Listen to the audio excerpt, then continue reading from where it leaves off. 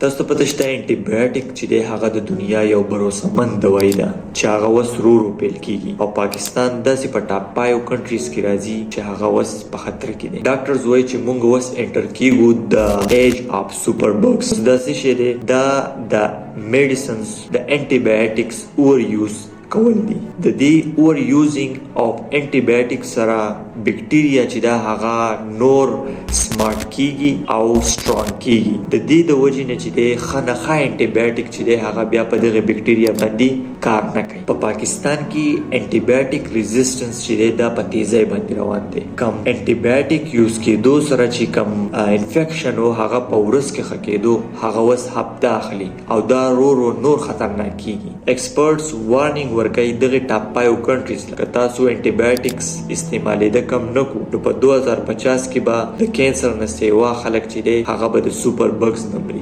وای ولی مونږ انټي بایوټیک چې دی بغیر د پرسکرپشن نه د ډاکټر د وینا نه چې دی مونږ اخلو. د دې سره ستا په باډي کې چې هغه بکټیریا ده هغه سترونګ کیږي او سمارټ کیږي. که بیا تو نیکسټ ټایم دغه انټي بایوټیک خوري نو دغه انټي بایوټیک به بیا په تا باندې کار نه کوي ولی چې هغه ځان سترونګ کړی دی او سمارټ کړی دی. خو که نیکسټ ټایم تو انټي بایوټیک خوري نو دا یاد ساته چې دا یو ویپن دی نو دا استعمالول چې دی په احتیاط باندې دی. نو که انټي بایوټیک تا یوز کو نو د هغه انټي بایوټیکس کمپلیټ کورس بکې. په دې سوپر بګز اویرنس کې زما سره شامل شي او په دې ویډیو په ذریعہ به مونږ چې دی دغه سوپر بګز اگینست فایټ کو خلک به اویر کو چې تاسو خلک پوهه کوي چې انټي بایوټیک اور یوز مکوئ. انټي بایوټیک کورس کمپلیټ کوئ. د ډاکټر د وینا نه بغیر انټي بایوټیک مې استعمالوي. زما سره په دې اویرنس کمپاین کې چې دی شریک شي او دا ویډیو چې دی هر چا سره شیر کړئ چې هر یو په دې خبره باندې پوه شي چې انټي بایوټیک را روان دور د لپاره څومره خطرناک ویپن دی.